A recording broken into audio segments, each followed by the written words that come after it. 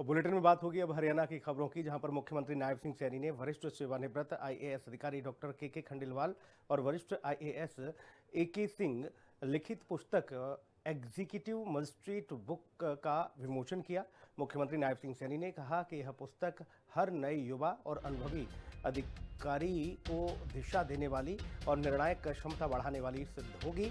और इस मौके पर हरियाणा आईएएस ऑफिसर एसोसिएशन के सचिव डॉक्टर अमित अग्रवाल ने एसोसिएशन की ओर से मुख्यमंत्री नायब सिंह सैनी को स्मृति चिन्ह भेंट किया। मुख्यमंत्री ने इस मौके पर राज्य की प्रशासनिक और न्यायिक व्यवस्था के लिए सार्थक बताया और कहा कि यह साधारण समारोह नहीं बल्कि यह विचारों का उत्सव है।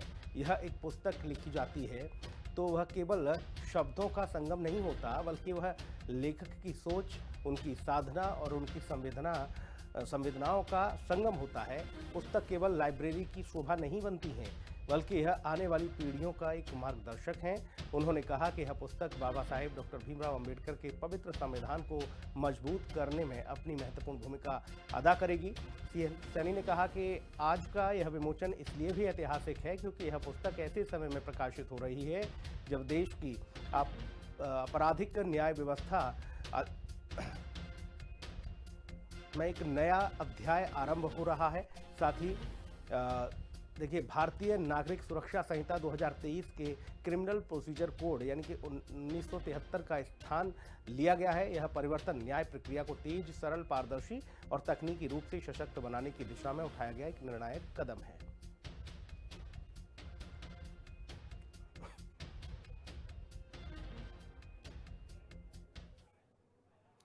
ब्रिटिश उच्चायोग की उप आयुक्त अल्वा ने मुख्यमंत्री नायब सिंह सैनी से मुलाकात की और दोनों के बीच द्विपक्षीय सहयोग को मजबूत करने, ऑटोमोबाइल, विमानन, कृषि अनुसंधान के साथ ही रक्षा, निर्यात, निर्माण के क्षेत्र सहित अनेक निवेश और अवसरों को बढ़ावा देने पर चर्चा की।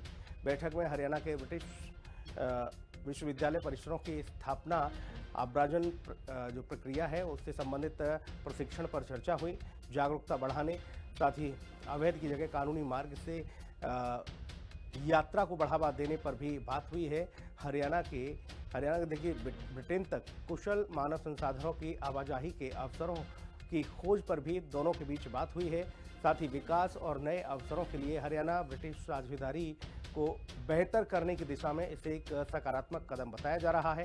बैठक का आयोजन हरियाणा विदेश सहयोग विभाग ने किया है।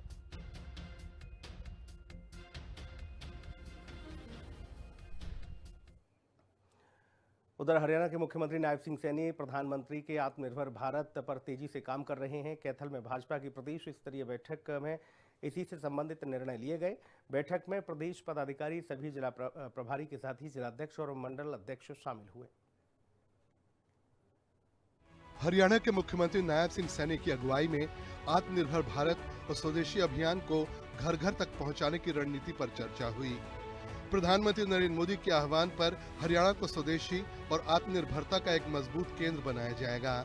इसी कड़ी में एक स्वदेशी रथ यात्रा को हरी झंडी दिखाई गई। तय किया गया कि ये अभियान केवल एक नारा नहीं रहे, बल्कि हर हरियाणवी की प्रगति का आधार बने। स्वदेशी अपनाओ आत्मनिर्भर भारत अभियान को और प्रभावी रूप से जन जन तक पहुंचाने की रणनीति पर गंभीरता से चर्चा हुई। और आत्मनिर्भर भारत जो आदरणीय प्रधानमंत्री जी का संकल्प है कि हमने दुनिया की तीसरी आर्थिक शक्ति भारत बनेगा, उसको लेकर के काम कर रहे हैं। क्योंकि चौथे स्थान के ऊपर भारत पहुंच गया है, तीसरे स्थान के ऊपर आत्मनिर्भर भारत से ही रास्ता जाएगा। उसकी झंडी भी हमने दिखाई है।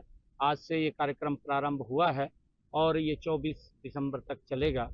हर घर, हर गांव को टच करेंगे ताकि लोगों को इससे अवगत कराया जाए, उनको जागरूक किया जाए कि वोकल फॉर लोकल जो प्रधानमंत्री जी बोलते हैं और स्वदेशी को हम अपनाएं।